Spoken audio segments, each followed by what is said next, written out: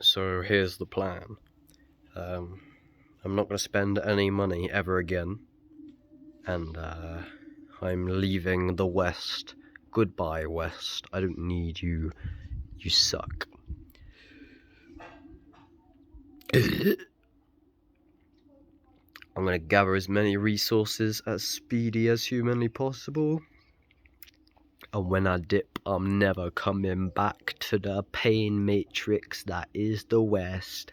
Goodbye, problem world.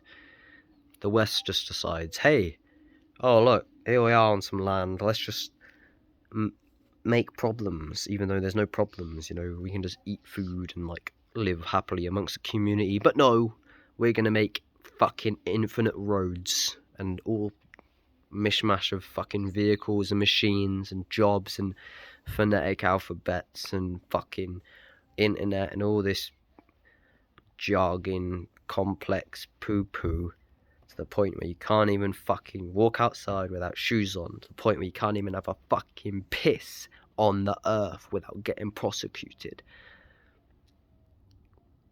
You can't do it. It's a point where you literally taboo your body parts, so you just can't even. The West makes you uncomfortable with your humanness. That's what we do. Very, very profoundly ill. It's very weird. I don't know how it happened. I don't know how it happened. It's like pain manifestation. That's what the West is.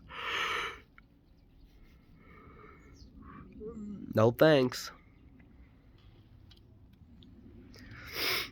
I'm gonna live on the mountains with the shamans and in the eco village.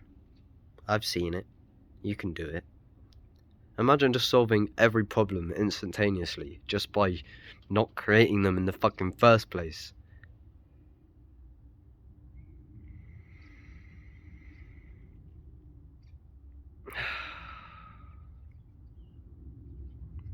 It sucks to see how many people are suffering so much, man. So many people suffer, man, around here. It's ridiculous. And then I try to walk out of the pain matrix, is what I've called it now. The pain matrix is all these people that are in deep pain and deep unfulfillment, like crabs in a bucket, just try and pull you into the pain matrix when you try to leave. You try to discover your true spiritual nature, and then all of the egoic souls. I'm not hating on you. It's just the game of the ego, is to just. The ego doesn't want to stop thinking, because that's the ego's identity. It's like the ego like forms its own separate entity. That's kind of what it is. It's like the thoughts get so used to themselves and it's comfortable. That's why depression is comfortable.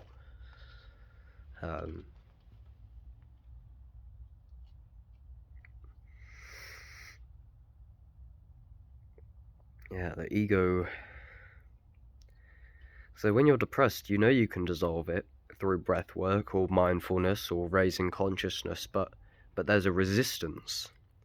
And that resistance is the ego not wanting to die.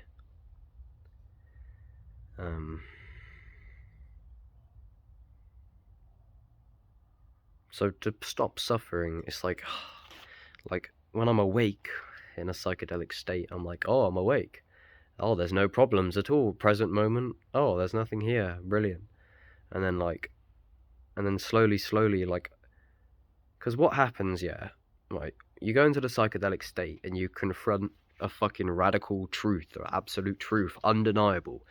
You're staring it in the face for hours and you're going, oh my God, how could I be so blind? And then you come down and you start and you start thinking again. You're like, but that doesn't make any sense. What?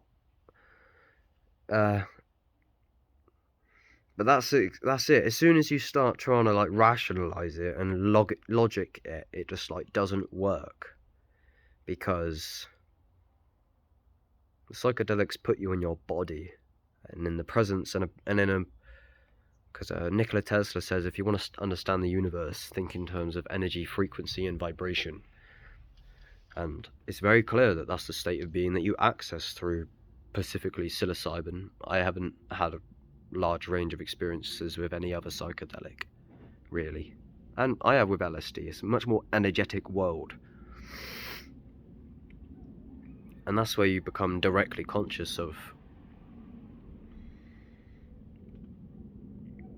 many things. And then when the thinking resumes, you can't grasp it, because it's not something that is to be understood. It's something that is embodied. But it's hard to get into that space.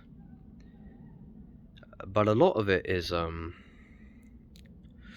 you can get there through breath work as well. The breath is psychedelic. And something, this is just important general for breath work is, right, when you're doing breath work, I used to do the Wim Hof like full intensity until I'm literally dying.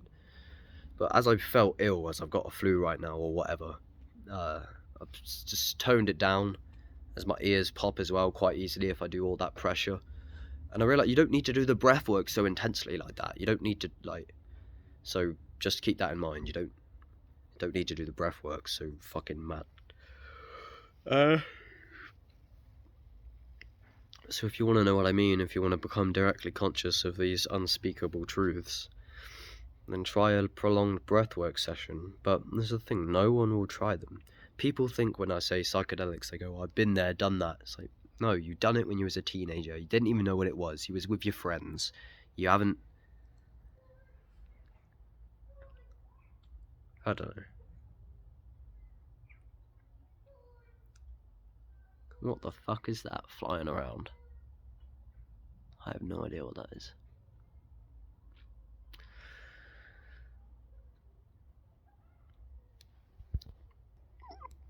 So yeah,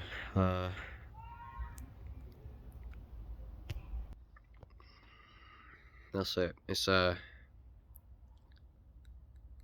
bizarre the way we do things in the West. It's like, you want a house? You want somewhere to live? Here you go. Bang! £1,300 a month, please. Oh, and you're gonna need a car, and you're gonna need a license, and you're gonna need your fucking document number 1 through 10, and you're gonna need your fucking national insurance, and don't forget to don't lose your passport, and get bank card number 1 and card number 2, and then you need internet, and then if you don't have internet, civilization is no more. It's like, fuck. No wonder people are depressed. It's so overwhelming. I tried to get the fucking bus to some agency, yeah, because since my spiritual crisis, my life kind of fell apart, especially through psychedelic abuse. So I went to an agency as I need money fast. I had to get 2 buses, yeah. Oh my. It's surprising how complex just trying to move through the West is. And I don't know if some people are just built for it different, but maybe some people can function better in it. I could never live in a city. I could never look out of miles of blocks and know that I'm in that thick of pollution. I couldn't do it. Health is the foundation, and when you start fucking with the health, and the reason I have such a big emphasis on health is because if you don't lose your health, you don't really lose anything. The external world, you don't really need it.